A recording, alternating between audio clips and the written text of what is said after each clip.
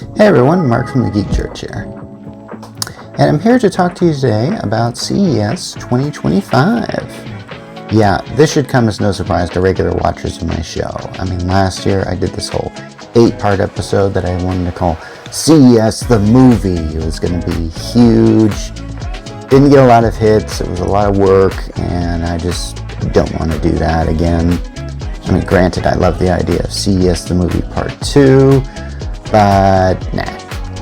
And of course, when I went there, I got a lot of footage with my GoPro and other methods, but it takes time to really sift through all that to find something remotely decent. And I think it'd just be better to just get stuff out on CES because, honestly, most people forget about CES while it's happening. Seriously, on Tuesday of CES, it leads the news stories. That's the first official day. And by Wednesday, which is only day 2 of the 4-day conference, most people have forgotten about it. Thursday and Friday, I think we're all looking around at each other and going like, are we still here? Okay, I don't want to get into this, but I do want to talk about certain issues that happened on my trip. I left Saturday night on January 4th, did a connecting flight in Seattle. After delays for that flight, I missed my connecting flight, which was supposed to leave at like 9:30 p.m. I mean, I was supposed to leave Pullman, where I'm from, at 7 p.m., but that was delayed till about 8, and then that was late, and I swear they waited on the runway for a while before takeoff, and then when the plane landed in Seattle, they waited then. So we landed. I mean, it was 9:30. I'm pretty sure my plane had already taken off, or if nothing else, there's no way I could have gotten from my gate to the gate that it had to be, because of course you got to take that subway to get to the certain gates at SeaTac Airport. And it was so bad that when I went to look at to confirm my gate for departure, I couldn't even find my flight, so it had already left. Yeah, so I had missed my flight, and I had to go to the Alaska service counter, and I had to wait in line for, I don't know, half hour, I'm not sure. And man, there were a lot of angry people online. And that line just kept getting bigger. So after I got out of it. And they gave me a 5:45 a.m. flight to Las Vegas. You know, and that was like after midnight. And I always thought airports were like hustle and bustle, but after midnight, it just goes dead. There's nothing around but custodians and people like me who are just trying to flop around and just wait for their flight, I guess. And yeah. And then here's the thing. I had a ride set up from Las Vegas airport to my hotel, and I gave them a call to say like, hey, listen, I'm going to be late. Can I reschedule? And they told me like, no, we don't do rescheduling. And so I had to set up an entirely different shuttle service to get me from the airport to the hotel. And then when I entered that info into my smartphone, I didn't get a confirmation. But here's the funny thing. To my surprise, when I got to Las Vegas finally and went to the shuttle service, they actually had me in there. So that worked out. Of course, by the time I got there, it was like 8 in the morning, and my hotel room was not ready because, well, it would have been ready, but they give away the rooms. So yeah, I mean, I still had my room, but it was just going to be ready a little later. Fortunately, here's the thing. I mean, I had appointments all that morning set up, but those were appointments that should have been handled on a lot more sleep than I had. And but I was able to leave my bags at the desk. And from there, I pretty much walked from the Luxor to the Palazzo, which is actually quite long. Las Vegas Strip isn't quite large. I mean, you can walk it in about an hour, but I have to admit, I mean, and you can drive it in about half an hour due to the traffic. And I have driven that a few times, but I don't really like it. I never really get a car when I'm there. So yeah. Anyway, I did get the footage at the Palazzo, and you can see that on my YouTube shorts. I mean, there was that company with the robot dog, and with this cute stuffed dog. There was the cool other robots. There's a PR company that was representing a lot of companies there. So that was that. I remember that day I had another appointment that was set up. When I got there, they had no idea I was even arriving. I just had to put it off to another day because And I will hopefully not mention that when I review this company and their products again. I wanted to attend the other thing at this time, but I was pretty exhausted, and since my room was ready, I got my luggage and stuff and dropped it off and was able to resuscitate a bit for CES Unveiled. Now, CES Unveiled, this is a big press event that takes place 2 days before the show officially begins. Has a lot of great companies ready to meet. It's kind of like a little mini CES. If you're not familiar with CES, it's mostly, you know, conventions have. They just have a lot of booths and stuff like that, a lot of tables. You just go from one place to another. Anyway, it's located at the Mandalay Bay, which is the location of a lot of press events that they have there at CES. At least the press days that happen 2 days before the show officially begins. And of course, you can see the videos that I did on that at CES Unveiled, and there were a lot of them. I was surprised how much I got, and a lot of great companies here.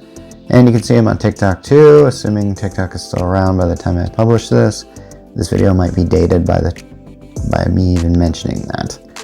I'm really glad that the Mandalay Bay is so close to the Luxor, which is where I was staying, because I went to bed so darn exhausted. This happens every time I go to the first day at CES. Sometimes I'm just so excited about it I can't even sleep.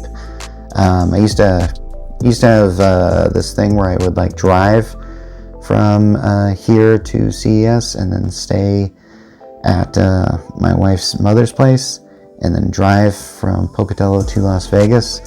And yeah, that was a pretty long time, and often couldn't sleep beforehand because I was just, I don't know, I was afraid I would oversleep in the morning or something like that and miss stuff. I always have a lot of fear of missing out when I go to these things. So the following morning, I woke up to go to the press conferences, and there were many that day on the CES Monday. And I went to LG first, and that one was early in the morning at about 8. That presentation was kind of cringe to me. There's this idea of affectionate intelligence, and they showed kind of through this dramatic presentation some guy going through his day, and his virtual assistant is there to help him. And it was kind of like that assistant was just kind of telling him what to do, and it was more than just subtle. It was kind of felt weird. I did a live stream of that press conference. If you want to watch that, then post it on It's a longer form video on my YouTube channel. I think the next conference I went to was Hisense. Saw their 116-inch screen. Can you believe they have that? I don't. I remember thinking a 100-inch screen was plenty. Nice round number. Nope, I gotta go bigger. And then I don't really remember much about TCL, only that I did go. After a week of going to CES, a lot of the companies I was doing were just starting to blur together. And I remember that day there was a break for lunch. I'm very pleased CES provides lunch for the press people there. It's really nice of them. And what I do remember is Toyota, the car company, talked about this concept city they call Woven City. It's a cool community that I might actually consider joining, but I don't know. I left after the Samsung conference and thought about going to Sony's press conference, but Sony's conference is always located like in the convention center, which is really weird because it's very far away from Mandalay Bay, as in you've got to take a shuttle bus to get there. And then I was worried I wouldn't be able to get a shuttle bus back to PepCom, another CES after party. I say after party because it takes place in the evening, but it's really a before party because it takes place before CES. Again, another mini CES. Yeah, that starts on Monday, and CES always starts on Tuesday because, I don't know, tradition. So yeah, between the press conferences and PepCom, I actually went back to my hotel room and, decided to just upload some videos because I had made a lot of them. And that takes time to do, and you gotta make time for that. I was kind of glad I went back to my hotel room because my sink actually started to overflow, and I was very glad I was there. And I was very glad I could leave and go out to the hallway. There were two maids, and they immediately reported the problem and fixed it. So, yeah, that could have gotten really extreme. I'm glad I didn't come back to my hotel with an overflowed sink and a terribly dingy bathroom floor. That would have been not made my day. I mean, hopefully I would have been handled, but I'm sure for a few minutes I would have been inconsolable. Anyway, PepCom was fun as usual, just like another mini CES. That was located at the Caesars Palace, walking distance from where I was. Long walk, but hey. These things always have great food, and even though you don't have to walk far, I figured out shortcuts to them. For example, like if you go to Bellagio, which is on the way, there's a tram that will take you there from, actually it's from the Park MGM to the Bellagio, and that's what I did. Fortunately, something bad happened to me on the tram. I had this tripod I was using to film that I had even used and got from the TikTok shop, posted on TikTok. I was really excited about using it, and then I left it on the tram. I suddenly realized I just didn't have it, like when I was walking away, and then I had to walk back, went to the tram, see if I could find it. Couldn't find it anywhere, so it's lost. So the following morning is CES the first day, and if you're not familiar with CES, happens to be in several places. The biggest of the three is the convention center, which is one of the biggest buildings in the city, and you can measure it in football fields. Wouldn't be surprised if it's one of the biggest buildings in the world, but hey, I didn't exactly look up the Guinness Book of World Records on that. So most of my time at that morning was spent in West Hall, which is devoted to automotive stuff. I think I saw things like Honda was there with their new cars. Then I went to North Hall, which had a lot of stuff that CES is organized in such a way that there are companies that are very similar together, but a lot of times it is a crapshoot as far as what you get. Then I think I went into Central Hall a little bit in the morning. I didn't have really a lot of time, like in the gaming section. Central Hall is where the big companies like LG, Samsung, TCL, Hisense, the ones I've previously just stated that have big press conferences, they have huge booths there that take up a lot of real estate on the floor. Now the show didn't really technically begin until 10 a.m. and I thought that I'd have to go back to the media room for a provided lunch.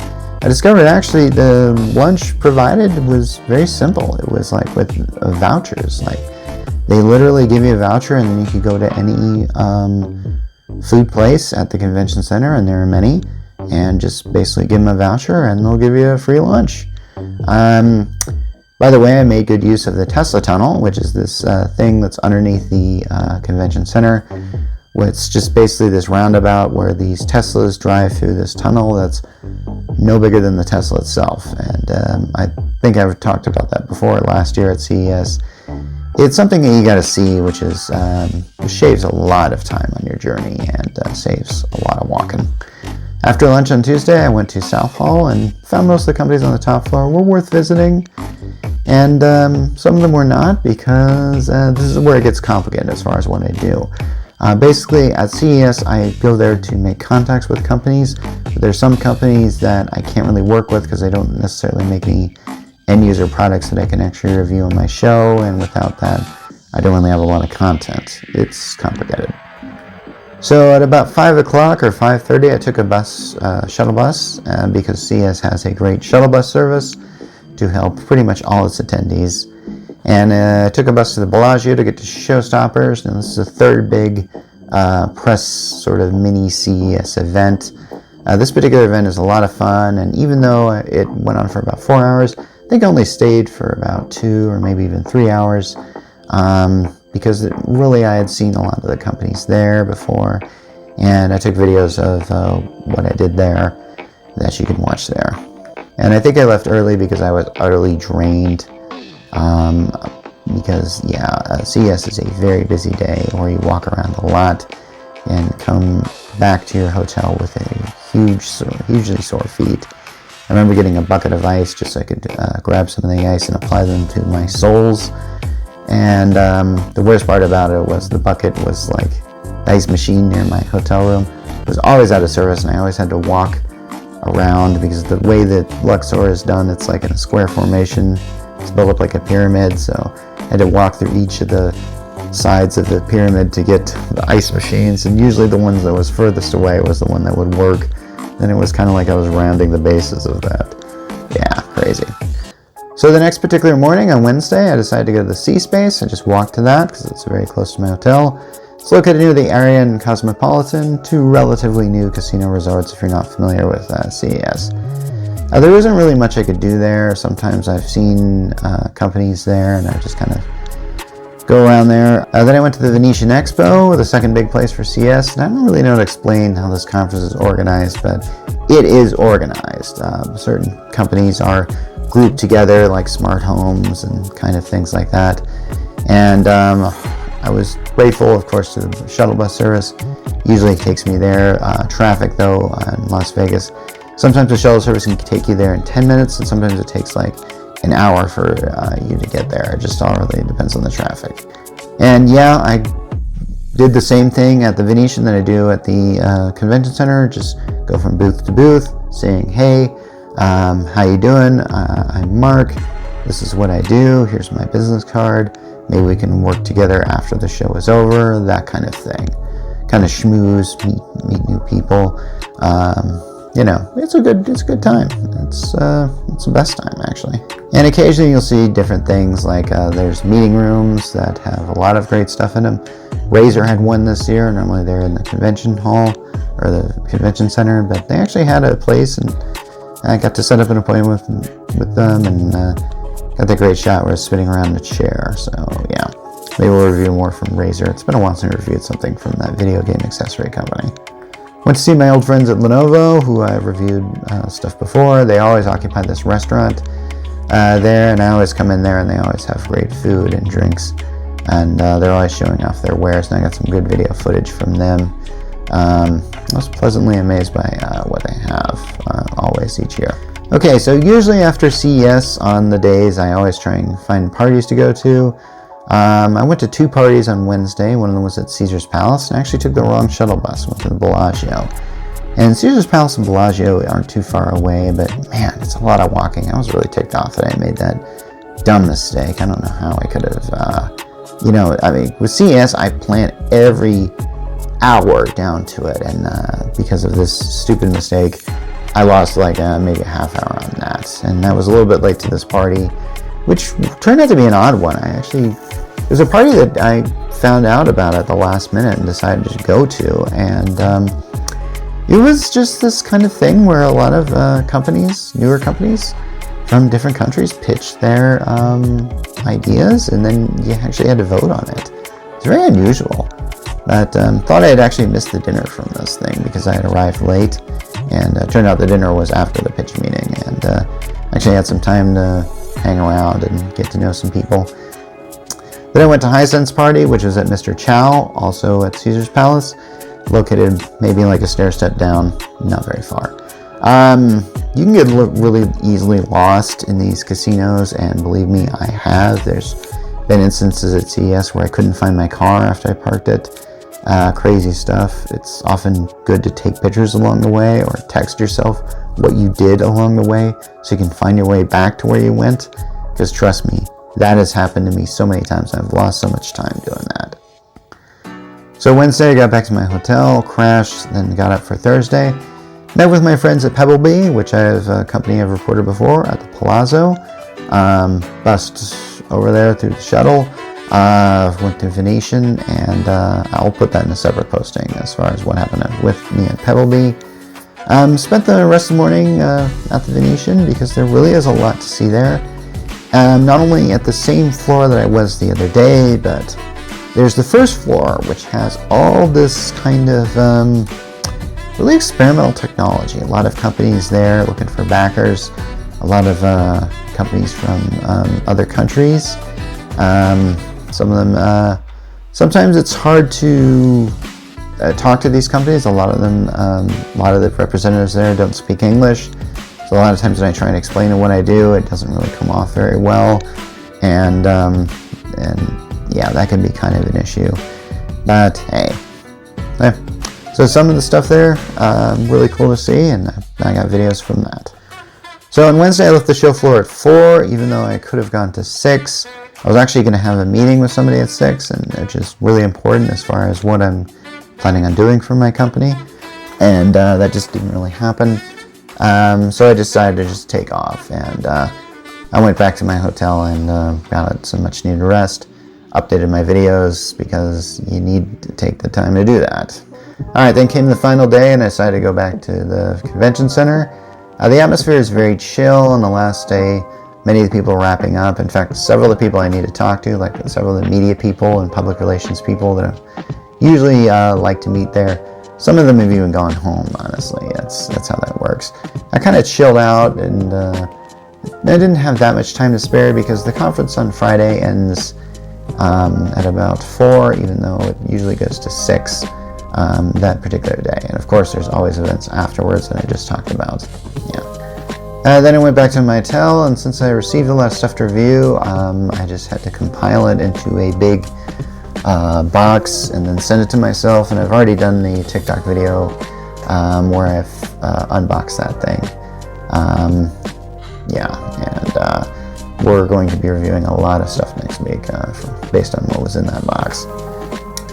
So I was preparing for the next day where I had to go to the airport, make sure my shuttle service was confirmed. By the way, the shuttle service that I had originally set up before, the one that canceled on me because my flight was late, the one that refused to reschedule, they kept thinking that I was going to be, like, they thought I still had them as a customer, and here's the thing, I called and I canceled them, and the next day they were still texting me saying, like, we're here, and it's like, go home, I'm not, you don't need my service. It's crazy. I'm still trying to work out how to get my money back with those guys.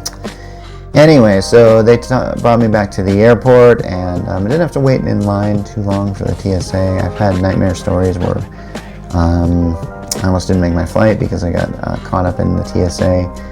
But hey, I don't want to tell that story again. Anyway, so had a good flight from Vegas to Seattle, but at some point on the plane, I just felt really sick. By the time I was in the SeaTac, I felt very sick. And then I eventually got back to Pullman okay, but man, on the way back from the car ride from the airport to home, I had to ask my wife to pull over so I could throw up. It was pretty bad. Okay, so yeah, I had a bit of pitfalls going to CES, but you'll have that on any trip. And I don't want this to come off as dour, but I wanted to get this video out fast, and I would have done it a lot sooner, but because I was sick, I just had absolutely no energy to make anything, and still I'm a bit recovering, as you can probably tell. CES is always a good time for me to refresh for the new year, to reconnect with all the companies I've worked with before, and work with newer companies and review their stuff. And this would be a good time to announce the direction I'm going for on my video channel. As of this recording, of course, TikTok might be in dire straits. I'm hoping that this will look incredibly dated when I'm viewing this video later, or when you're viewing this video now. I will say by this time next year, I'm hoping to have a shop up and running on my site. So basically, my plan is not only to review more products, but the products that I will be reviewing will be available on a shop known as, TheGeekChurch, the shop. And that's so not only can you see me review these products, but you can actually go and buy them. So yeah, and then I can make a little bit of profit on them, which can keep the Geek Church running. I'm not sure what products I'm going to review, but chances are I'm going to start by posting and selling products that I've reviewed in the past. And we'll kind of do, basically I'm not going to really have any merchandise here in this particular place. By the way, I'm hoping you're liking my new studio.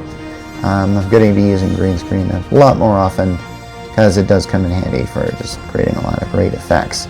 Even though I'm kind of going minimalist on this particular review because I really want to just get this one out very quickly. Anyway, I know 2025, this year is, a lot of people are just thinking, it's just going to be bad, but I still have hope and optimism for it. There's it's times where things look bad that sometimes things just kind of turn around. Darkest comes before the dawn, so to speak. In other words, like, hey, I'm looking forward to this year, and as far as what's going to happen, and you never know what life is going to bring you. So, okay, I don't know if you can hear this, but my dog is barking in the background, and I think I'm just going to conclude this episode here. I'm not sure what I'm planning on doing for my show next month as far as an episode is concerned, but I look forward to all the stuff I'm going to review in the meantime. And I'm going to have some bit of health issues and stuff like that I'm going to be dealing with might make it a bit hard to put out a lot of stuff. But hey, we are going to do the best we can and produce a very entertaining and informative show for you. Anyway, this is Mark Rollins from the Geek Church, and I'm signing off.